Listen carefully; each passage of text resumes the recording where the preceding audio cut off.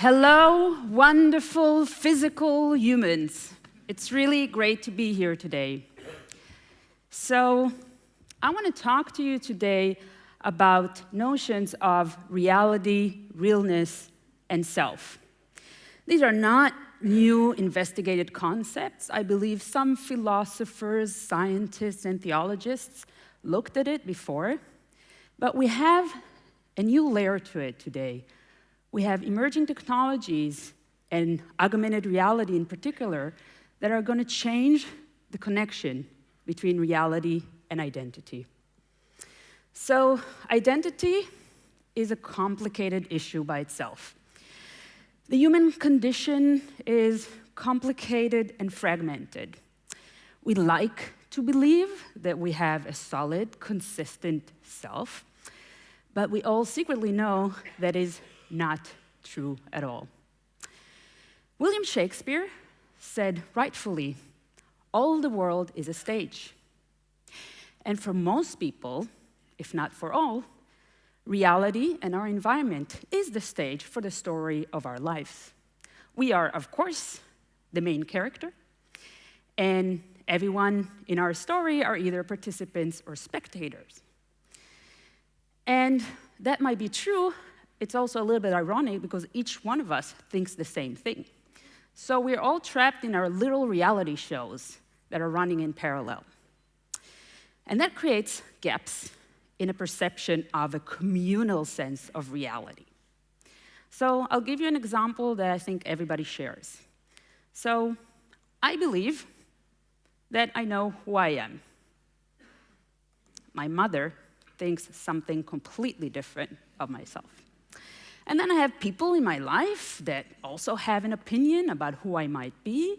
And even though I would like to think that the truth is somewhere in this intersection, we kind of know that who I am is probably something completely different.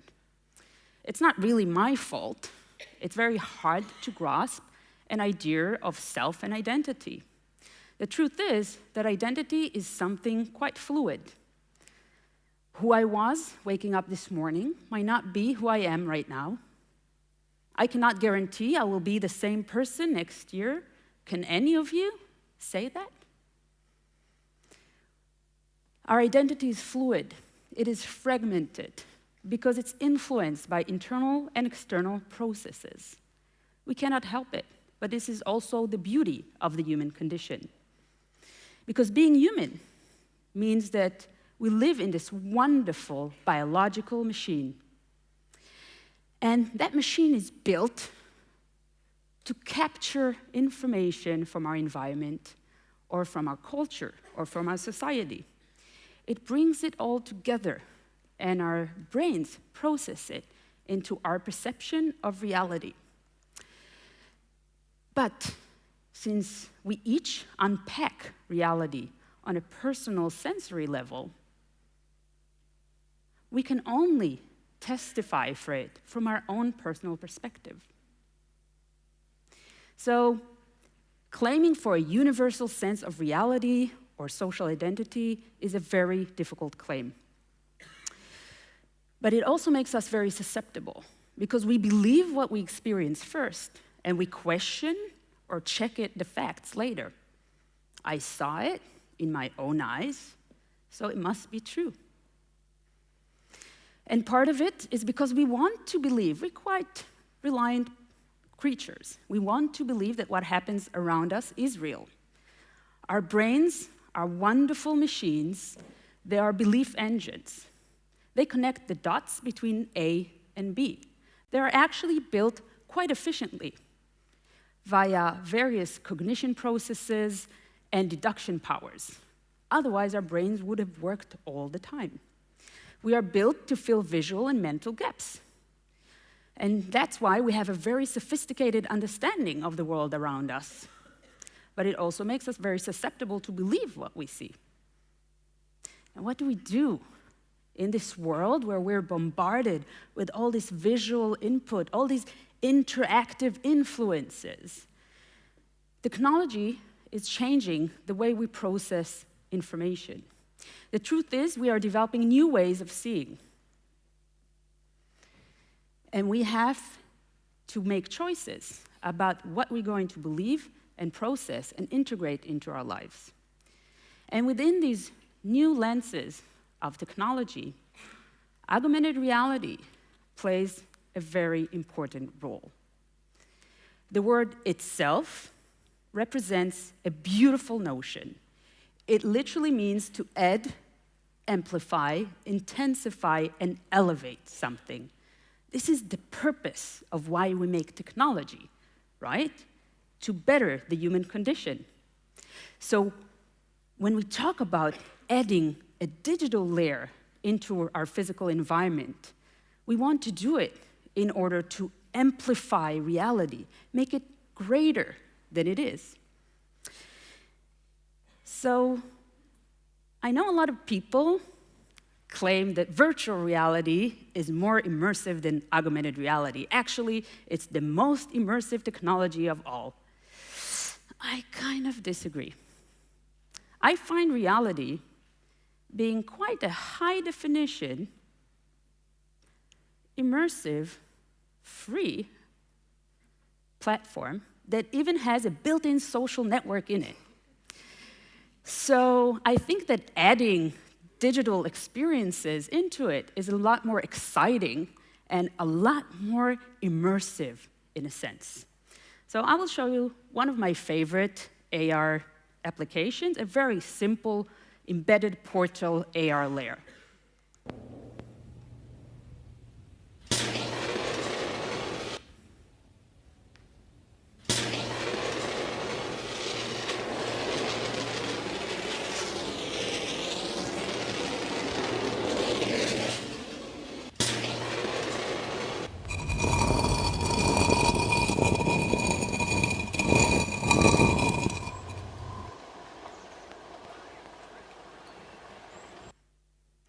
So I actually love, while playing this video, watching the audience. And there's a certain moment when this virtual door slides open where people kind of lean a little bit closer and start having little smiles of imagination of what can be behind it. Because it is quite an exciting idea to add endless imaginative layers and experiences into our physical world. Imagine that we can replace all our clouds with flying kittens. That would be awesome. That's a Monday I want to wake up for. So there are great, fantastic opportunities within augmented reality. Depth of imagination we can't even start to comprehend. But, and there's always a but, as these technologies become more accessible, sophisticated, realistic, we might want to start asking ourselves whether or not we will be able to define what is real. Because if our body is in a physical space and our cognition can experience something else and we believe it, well, that's real, isn't it? So what are we going to do once digital content is directly embedded and injected into our environment? Will we be able or want to avoid placed ads in public spaces? Will we even recognize when we have placed objects in our environment? Will we have a choice?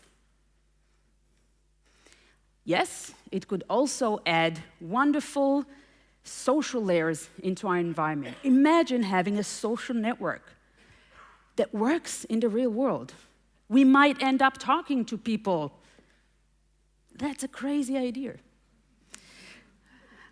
But such connected spaces and societies, as exciting as they are, also carry a cost with them. Actually, big tech platforms kind of figured out that using social and cultural nudges makes us engage with their platform more and stay more. We want to be seen, we want to be liked, we want to be loved, and we want to be social with other people. Now, addiction is nothing new to humanity at all, but what we're seeing with the aid of technology is that it now crosses all demographics and ages. And we start to accept, as society, certain social, technological addictions as not only the necessary evil of technology, but somehow a rite of passage to be part of the modern society. We don't feel we can avoid it, or we should. We already seen nudged behaviors related to augmented reality in the public space. These are people using Pokemon Go. Their posture is different, their engagement with the environment is different. So the question is, if we still think we have an option to opt out from the digital world, whether this hybrid space where technology will be fully integrated allow us to opt out at all. And not just on an individualistic level, we also seen these crazy crowds blocking entire areas of cities looking for this one Pokemon that's arriving for this 1 minute, gridlocking traffic. So don't kid yourself, we might be smiling now, but the idea of crowd control through technology is something very possible if you have the access to people's experiences. And what happens, we all know, when big data meets Big Brother. Again, we accept it as a society that our information is somewhat shared online. Will we accept it truly in this hybrid space? Some countries, like China, already implemented an augmented social credit system where your behavior is monitored, credited, and punished in real time. Perhaps it's time to realize that we're not talking about an Orwellian future, but we are living in a possibly Orwellian present, where fake news is converting into deep fake. And we can't really believe our eyes anymore, because this is not Putin actually speaking there in the right. It's a combination of a source actor dubbing and moving his lips and persuading us that the output there is what's really happening. So it's also political. And it's political in a level that as a society we need to understand who shapes the narratives that we have in it. And in a world where digital filters and illusions are perfected by the day, and we're accepting them as part of our everyday narrative, we will be asking ourselves more and more, who and what can we trust? Even when we are aware that we are experiencing virtual content, it doesn't necessarily stop us from following it. We already have in this new digital world virtual influencers. This is Shudu. She's an avatar. She has 1 million followers on Instagram. And her and little Michaela are Instagram influencers that are even scoring fashion campaigns. So they're taking jobs out of all us models. And again, it's a natural part, perhaps, of how society will accept the digital into it. But having these avatars either fabricated or maybe our own, duplicate twins, digital twins, in our physical space will change completely the narratives and relationships and interactions that we have in our reality. I personally think that filters and facial augmentation is awesome, obviously.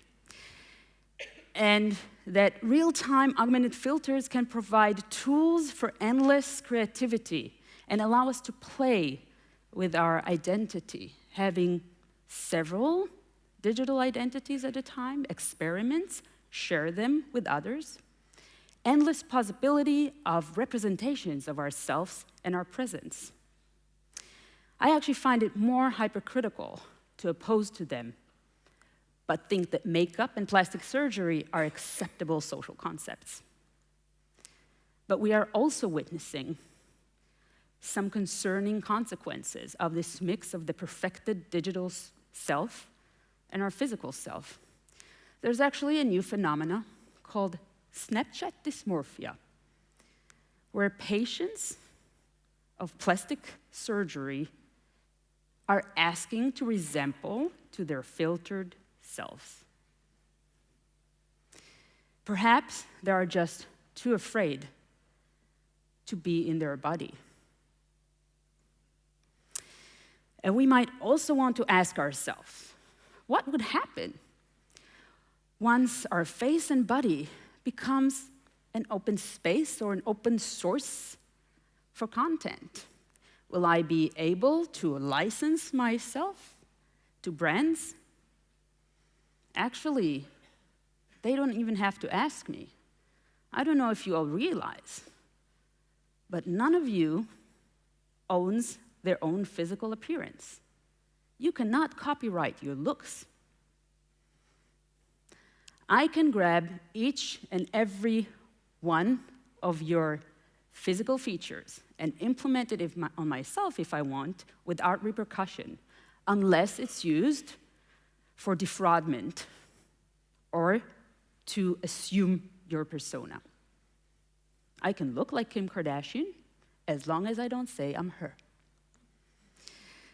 So, when our reality will become a playground for our imagination, it could allow us to blend concepts of past, present, the tangible, the remote, the imaginative, and the real, and shuffle them around in new ways.